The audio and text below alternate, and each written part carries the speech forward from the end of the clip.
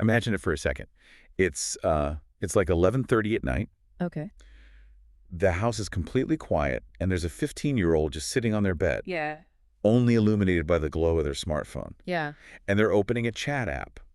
But, they aren't messaging a friend. And they certainly aren't trying to, like, cheat on tomorrow's math test. Right. Instead, they're slowly typing out something deeply personal, Yeah. something they feel they absolutely cannot say out loud to anyone else in their life. Which is a heavy thing to carry. Exactly. And the entity on the other end of that chat, the one listening to all this, is a generative AI.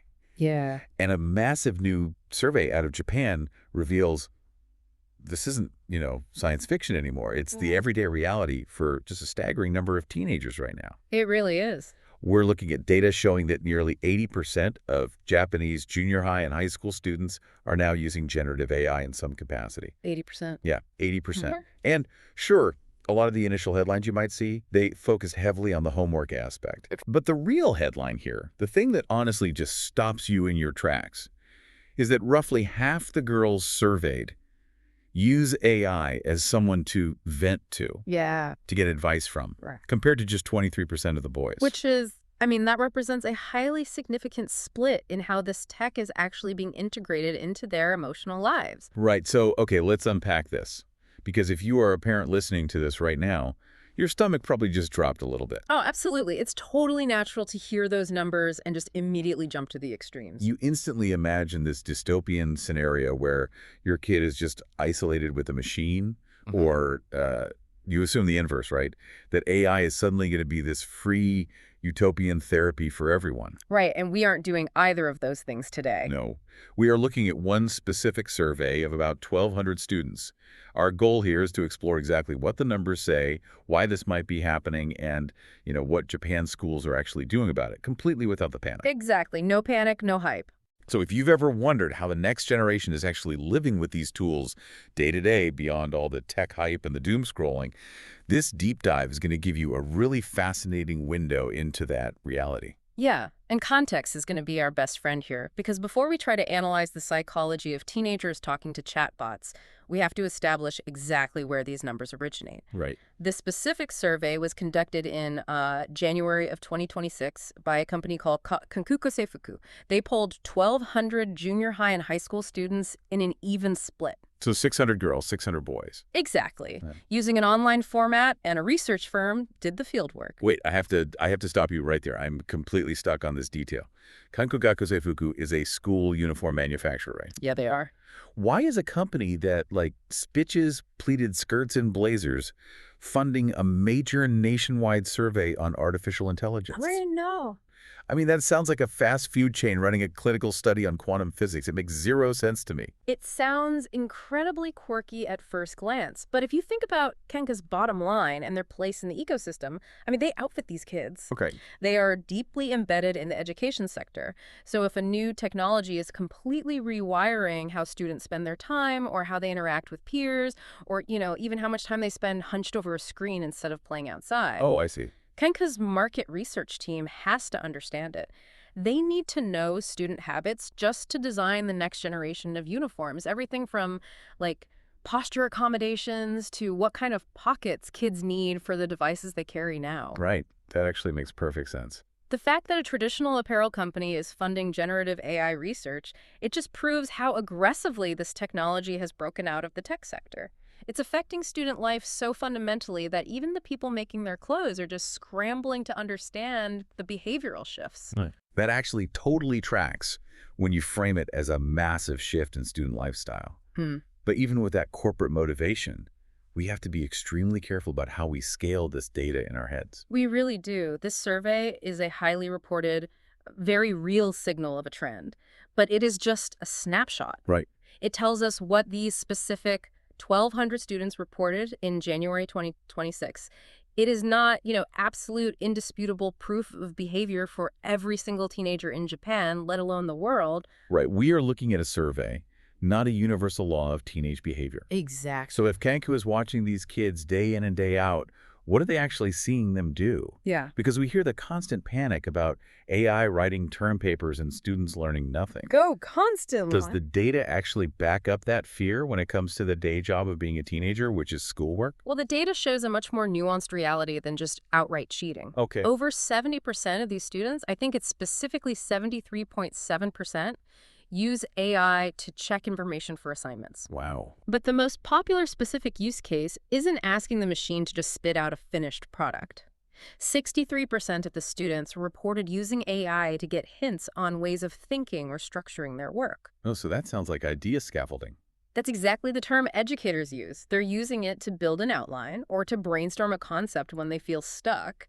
And another 39.3% use it to have their own written text edited and proofread. That's really interesting. And interestingly, if you break the data down by age, junior high students are actually more likely than high schoolers to use generative AI for non-academic things, like hobbies, play, casual chats. Huh.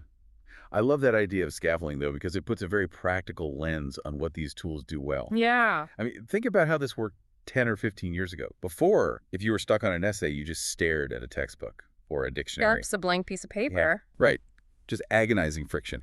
But now you ask the AI, and it essentially cures blank page syndrome by just handing you a starting point. It's like having an incredibly patient tutor sitting right next to you saying, well, what if we started by looking at it from this angle? Exactly. Yeah. It dramatically lowers the barrier to entry for complex cognitive tasks. It gets them over that initial hurdle of starting. But, I mean, we'd be incredibly naive to sit here and pretend every student is using this for noble brainstorming sessions. Oh, for sure. Human nature dictates there's a shadow side to this. And the survey absolutely confirms that shadow side exists. While the majority do lean towards scaffolding, about 20% of the respondents, 22% to be exact, admitted that they let the AI generate the full answer or calculation right from the start. The classic, just do the work for me approach. Yep. But isn't this just a high-tech version of copying your friend's homework on the bus on the way to school? Kinda, yeah. I mean, kids have always found ways to shortcut the work. If a fifth of these kids are just typing in the prompt and saying, do it for me, how is this actually helping them learn? Aren't we just automating the act of cheating? It's a really common comparison, the bus homework thing. But the scale and the psychological effect make it fundamentally different. How so? When you copy a friend's homework, you generally know you're cheating. Right. You're taking a shortcut. Yeah, you know you don't understand the material. But when a highly articulate machine spits out a beautifully formatted, highly convincing essay in 3 seconds, it creates a powerful illusion of competence. Oh, wow. The student might feel like they managed the project, completely bypassing the realization that they skipped the actual learning part. They feel like a manager delegating a task rather than a student learning a skill. That is exactly it. And that 22% is exactly what triggered Japan's Ministry of Education, Culture, Sports, Science, and Technology, or MEXT, to step in. Okay, what did they do? Back in 2023, they set up these pilot schools to observe how AI was operating in real classrooms. And they found that while AI definitely boosts motivation and creativity when used as a brainstorming partner, there were distinct cases where students blindly accepted the AI's answers as absolute truth. Yikes. MEXT pointed out the real danger here is the atrophy of what they call self-thinking ability. If the machine does all the heavy lifting of reasoning, the cognitive muscles of the student simply stop developing. Right, okay, so we have a clear picture of the expected reality here. The majority use it to get unstuck, and a stubborn 20% use it to avoid doing the work altogether. Exactly. That makes perfect sense. But the homework statistics are entirely predictable. The private hidden element of this data is the real twist, and it's the thing we really need to dig into. It is arguably the most striking finding in the entire Cancun report. The survey found this massive, undeniable gender gap in how AI is used for conversation. According to the data, 49.9% of the girls surveyed use AI as a consultation or conversation partner. They're using it to vent, to seek advice, and just talk things through. Wow. And for boys, that number is only 23%. Less than half the rate of the girls. Less than half. And it's not just the application, it's the frequency. The survey shows that 46.8% of girls report using AI frequently, compared to 36% of boys. Right. So The young women in this survey are using it more often, and they are using it in a vastly more personal, emotionally vulnerable way. They really are. But here's where it gets really interesting, though. We have to be meticulous about the limits of this data. The survey shows us that this massive split exists. But does it actually tell us why girls are doing this so much more than boys? No, it absolutely does not, and that is a crucial distinction to make. The survey only reports the numbers. It exposes the gap. Any conclusions about why teenage girls are turning to AI for emotional support at double the rate of boys are purely extrapolations. Right, so we don't actually know. Right. We can theorize based on sociological trends regarding how young men and women are socialized to process emotion, Hmm. but the data itself just points to the phenomenon and says, hey, this is happening right now. Which means we need to unpack the why by looking at the mechanics of the technology itself, without assuming we know the definitive emotional state of these kids. Yes, exactly. Why would a teenager, regardless of gender, but especially these young women, turn to a chatbot for life advice instead of a human being? Well, we have to look at the psychology of the interface. Think about the social environment of a modern teenager. It's intense. It is intensely scrutinized. There is immense pressure to perform, to fit in, to say the right thing, and it's constantly amplified by social media. Oh, for sure. If you are a shy teenager, or if you're dealing with a complex, messy social issue at school, an AI offers something incredibly rare in their world.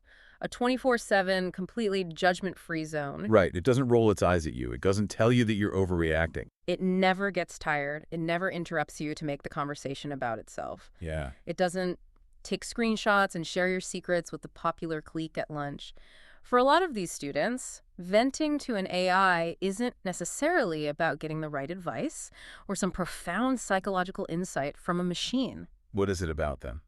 It's about the psychological relief of just putting messy, unformed feelings into words. It allows them to rehearse their thoughts. Oh, that makes sense. They get to untangle a worry on a screen, see it in text, and process it before they ever have to take the terrifying step of saying it out loud to a flawed, unpredictable human being. I hear that, and I completely understand the appeal of a safe, judgment-free sounding board. Yeah. But I have to push back here. Go for it. Is this actually healthy for a normal kid? Yeah. Because honestly, it feels a little dystopian. It does. We are talking about thousands of teenagers pouring their hearts out, sharing their deepest anxieties with a piece of predictive software instead of a parent or a teacher or a best friend. Yeah. We're taking the most vulnerable moments of human development and outsourcing them to a server farm. That tension you're feeling right now is the exact tension educators and child psychologists are wrestling with globally.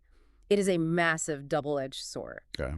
On one hand, it acts as a very accessible tool for immediate emotional regulation, but objectively, there are severe documented risks when you start using a language model as a confidant or a therapist. Yeah, we need to explain exactly how these models work, because I think a lot of people just assume the AI is this all-knowing, benevolent entity sitting inside the phone waiting to help. Right, and we have to remember what a large language model actually is. It's a predictive text engine. Right. It doesn't possess empathy. It doesn't actually care about the teenager's bad day.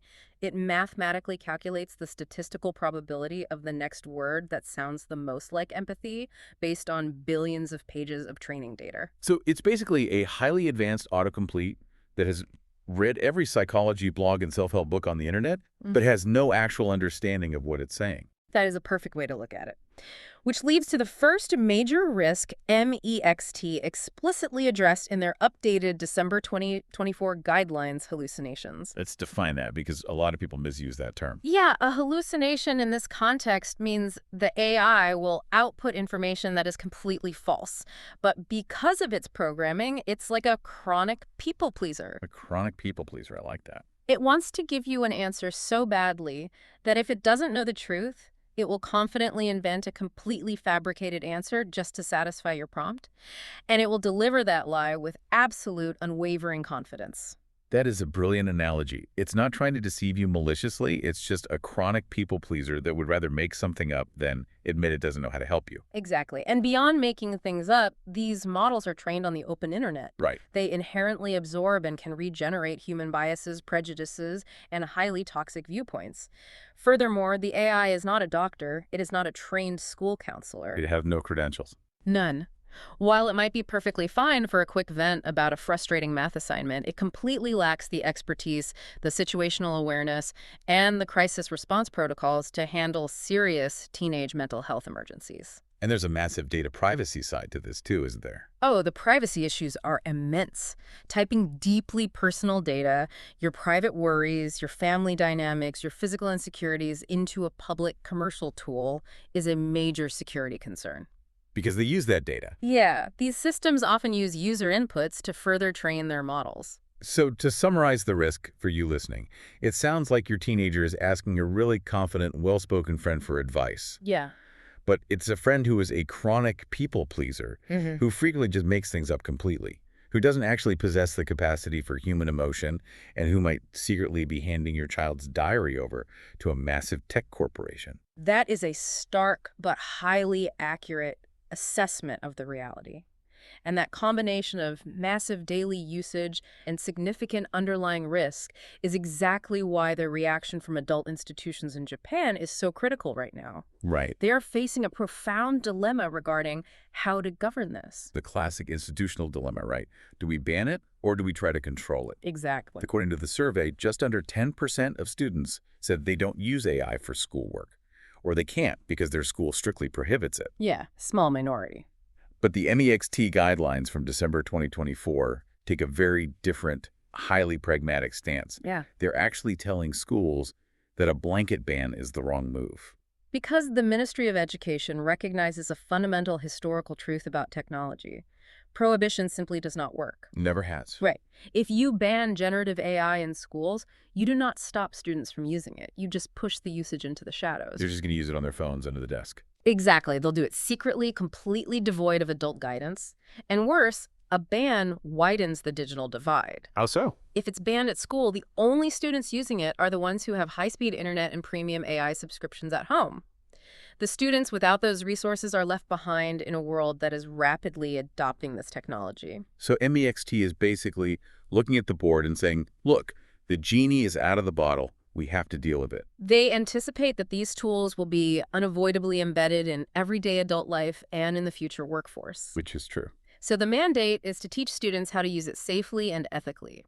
MEXT wants local boards of education to set up specific education information security policies. They want to protect privacy, and crucially, they want to ensure fairness across the student body. Okay, I grasp the high-level theory. A total ban is off the table, and we need safe, equitable use. But bring this back to the practical reality for us. What does a guardrail actually look like in a real, chaotic, modern classroom? How do you actually stop that 20% of kids from just copy-pasting the AI's homework and calling it a day?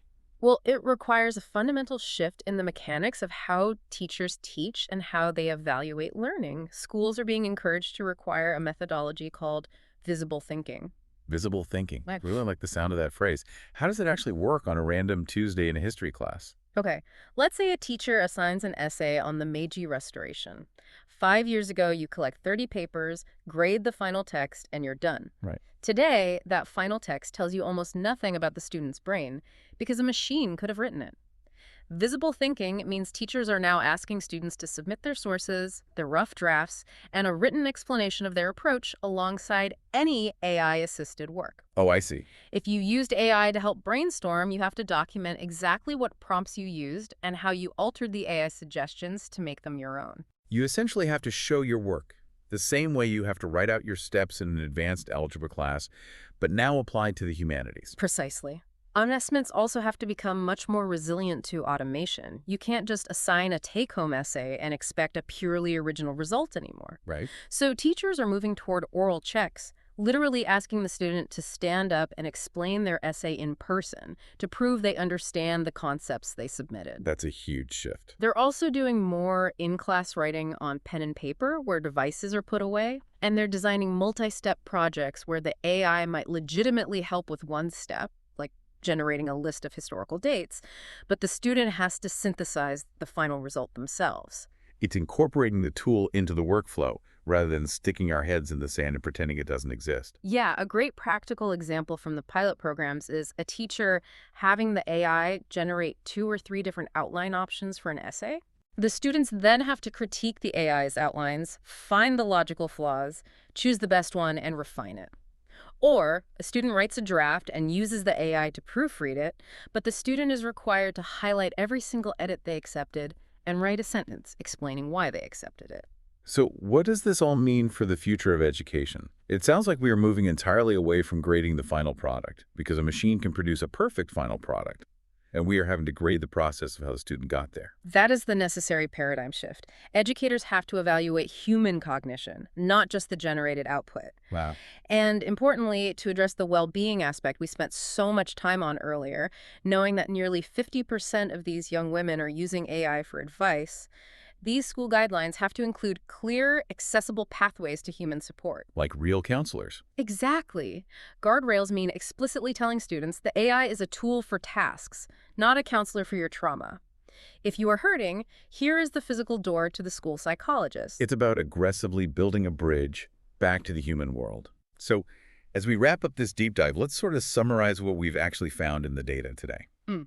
This survey from Kenku of 1,200 Japanese teens, it just shatters the illusion that generative AI is some future sci-fi concept waiting down the road. It really does. It is deeply, routinely embedded in their daily lives right this very second. The vast majority are using it for schoolwork, mostly for scaffolding and getting unstuck, though a stubborn and concerning chunk are still trying to outsource their thinking entirely. Right.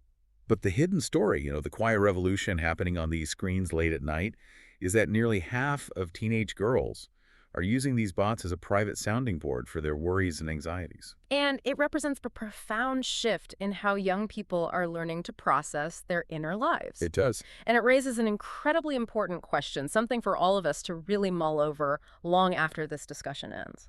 If so many teenagers, if half of these young women, are finding that they feel safer expressing their rawest emotions and organizing their deepest worries with a cold, mathematically driven, predictive text engine than they do with the actual humans around them. Yeah. What does that reveal about the pressures of our modern human environments? Are we, as parents, as educators, as a society, failing to provide those necessary judgment-free spaces in the real world? That is a heavy but absolutely vital question. If a machine is the only place a 15-year-old feels safe being vulnerable, we have some real urgent work to do offline. Absolutely. Thank you for joining us on this deep dive. As you go about your week, keep questioning how technology is subtly reshaping our most human interactions. And the next time you see a teenager staring silently at their phone in the quiet of the night. Remember, they might not just be scrolling. Exactly. They might be having the most honest conversation of their entire day. See you next time.